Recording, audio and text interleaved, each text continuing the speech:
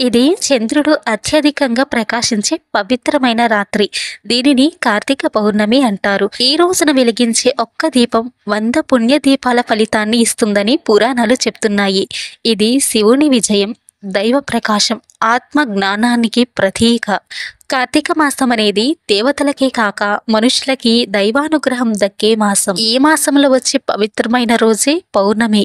అదే కార్తీక పౌర్ణమి. ఈ రోజు శివుడు, విష్ణువు, బ్రహ్మ ముగ్గురు కలిసిన రోజు అని శాస్త్రాలు చెప్తున్నాయి. ఇది త్రిపురాసుర సంహారం జరిగిన రోజు.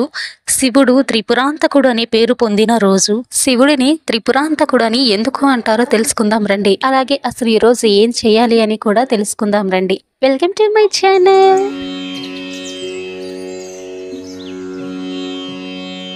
చాలా కాలం క్రితం త్రిపురాసురుడికి ముగ్గురు కుమారులు ఉన్నారు. తారకాక్షుడు, కమలాక్షుడు, విద్యున్మాలి. వాళ్ళు బ్రహ్మను తపస్సుతో సంతోషపరిచి 3 అద్భుతమైన పట్టణాలు పొందారు. ఒకటి బంగారంతో, ఒకటి వెండితో, ఒకటి ఇనుముతో నిర్మించినవి. ఈ 3 పట్టణాలు ఆకాశంలో ఎగురుతూ దైవాలను కూడా భయపెట్టాయి. వారు దేవతలను ఓడించి లోకమంతా భయపెట్టారు. ఇప్పుడు దేవతలు శివుణ్ణి శరణు కోరారు. శివుడు ఒక బాణంతో ఆ 3 పట్టణాలను దహనం చేశాడు. ఆ రోజు కార్తీక పౌర్ణమి. ఆ రాత్రి త్రిపురాసుర సంహారం జరిగింది.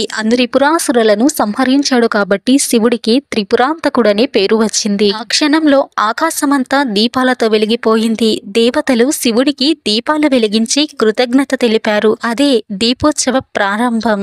అందుకే ఈ రోజు ప్రతి శివాలయంలో, ప్రతి ఇంట్లో దీపాలు వెలిగిస్తారు. ఒక్క దీపం వెలిగించడం అంటే మనలోని చీకటిని తొలగించి జ్ఞాన దీపాన్ని వెలిగించడం. ఏకదీపం సహస్ర దీప ఫలదం అని వేదాలు చెప్తున్నాయి. ఈ దీపారాధన శివుడు మాత్రమే కాదు, విష్ణువుకు కూడా ప్రియమైనది. ఈరోజు గంగా స్నానం చేయడం చాలా పుణ్యప్రదం. దగ్గరలోని చెరువు, నది లేదా ఇంట్లో అయినా చేయవచ్చు. తులసి చుట్టూ దీపం పెట్టినా పుణ్యం సమానమే. స్కంద పురాణం చెప్తుంది, కార్తీక పౌర్ణమి స్నానం చేసిన వాడు అశ్వమేధ యాగ ఫలాన్ని పొందుతాడు అని. కార్తీక పౌర్ణమి రోజు దేశమంతా దీపోత్సవం జరుపుకుంటారు. శ్రీశైలంలో, అరుణాచలంలో, కాశీలో, రామేశ్వరంలో వేలాది దీపాలు వెలిగిస్తారు. అరుణాచలంలో కార్తీక పౌర్ణమి రోజున రాత్రి అద్భుతమైన దీపం వెలిగిస్తారు. దానిని అన్నమలై జ్యోతి అంటారు. దానిని దర్శించడం అంటే స్వయంగా శివజ్యోతి దర్శించినట్లే. పౌర్ణమి అంటే మన ఆత్మలోని చీకటిని తొలగించే సమయం. కార్తీక పౌర్ణమి అంటే మనలోని అజ్ఞానాన్ని శివదీపంతో వెలిగించే రోజు. ఈ రోజు మన మనస్సు, మన మాటలు, మన పనులు ఇవన్నీ శాంతి దిశగా నడవాలి. శివుడు మనలోని అంధకారాన్ని దహనం చేస్తాడు. మన ఆత్మలో జ్ఞాన దీపం వెలిగిస్తాడు. ఈ రోజు రాత్రి వెలిగించే దీపం కేవలం నూనెతో కాదు, మన భక్తితో వెలిగించాలి. ఆ దీపం వెలుగులో నీ పాపాలు కరిగిపోవాలి. నీ మనసు శాంతితో నిండిపోవాలి. శివుడు నీలోని చీకటిని జ్ఞానంగా మార్చుగాక. ఓం నమ శివాయ.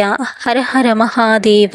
ఈ పవిత్రమైన కార్తీక పౌర్ణమి నీ జీవితాన్ని ప్రకాశింపజేయుగాక.